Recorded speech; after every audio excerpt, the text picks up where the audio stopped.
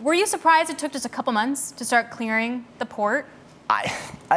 Pleasantly, yes. Yeah. I mean, it's obviously an amazing feat, and I don't think anybody knew how long it was actually going to take. From what I understand, they're actually going to have the ship out from under it from 3 to 4 days from now, and actually alongside. And we had there was the first coal shipment that took place last week. And once the ship is out of the way, we expect early June, and we're already seeing June requests for shipping on the larger Capesize vessels for coal. And there's still a lot of coal on the ground. You have 1.5 million tons that's sitting there from backup that needs to be moved rather quickly. It is really amazing though that didn't have like a longer term effect or kind of cloud over, I don't know, supply chains, inflation, et cetera. What are you noticing? I mean, you're a dry bulk shipper. Like, you ship things like steel, coal, like all that good stuff.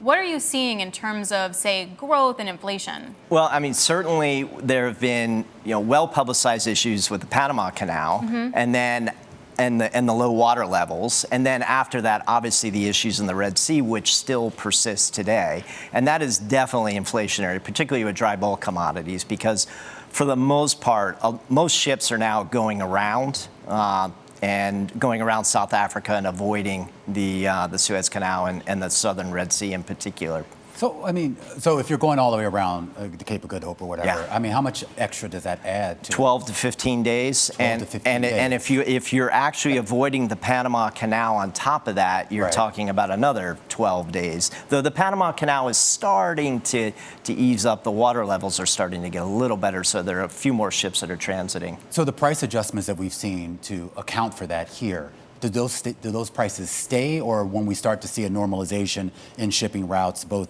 here in the U.S. as well as overseas, do they snap back? Well, first of all, I don't think the Red Sea and avoiding the Red Sea, that's not going to go away anytime soon. I see that lasting for at least another 12 months. So yeah, I mean, well, look, it's obviously geopolitical and it depends what's happening there. But, right now I don't see why any ship owner would want to risk their crew putting them through that situation. So I see that lasting for a while. The Panama Canal, on the other hand, we're now up to 27 vessels. The normal number that would go through there is 40. There still is an auction system, though, so you can't just show up and go through. You have to participate in the auction, which is anywhere from maybe $100,000 to $200,000 just to get in the queue. And so that is inflationary itself. We've had 2 voyages go through there over the last few weeks, going from west to east. So it's getting better, but not quite there yet.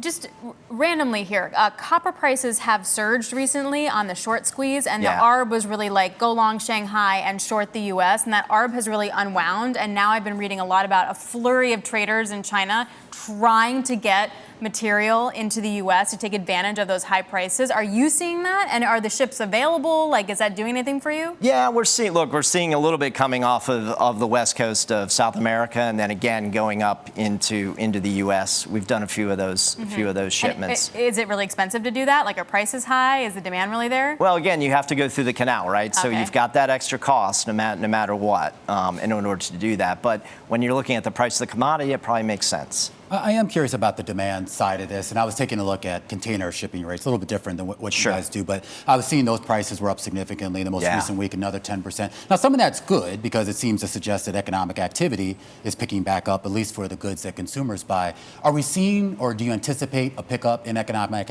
activity for the types of goods that you're shipping, the dry bulk goods? Yeah, so we're cautiously optimistic on Europe entering a recovery stage. I mean, their steel production has really, it's been negative. It's been the only negative steel production actually worldwide. India's been very strong. China continues to be strong, but Europe has lagged. And so we see that starting to normalize, hopefully by the end of the year going into next year. Longer term, with all of the efforts at reshoring certain types of things and trying to find other sources of raw materials that aren't necessarily either coming from China or for some African nations. And I know that's a process that's going to take years, if not decades, to play out here. But how do you sort of, I guess, adjust for what could be, I guess, effectively changes in what gets shipped and where it gets shipped? Yeah, so new trade routes, I would say in dry bulk are relatively rare, but one of the big trade routes that has been now created is the bauxite trade out of West Africa. Most of that is going into China, and before the only thing that was really happening in the Atlantic was iron ore out of Brazil going to China. So now you've got 150 million tons a year that's coming out of West Africa and going to China. So that's a trade route that's really developed over the last few years.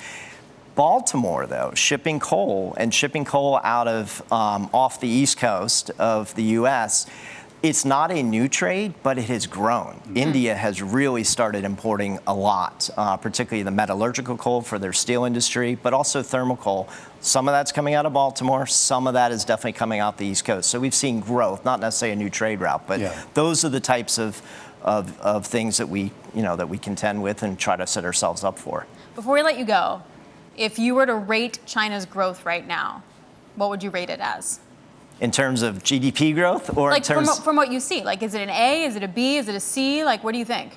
So this is a complicated question in the sense that our view is the housing market still has big time problems, and that is certainly a consumer on the steel side. But we've seen steel exports, they're up 20-30% this year. Most of that's going to other areas in Asia. We see steel production as healthy.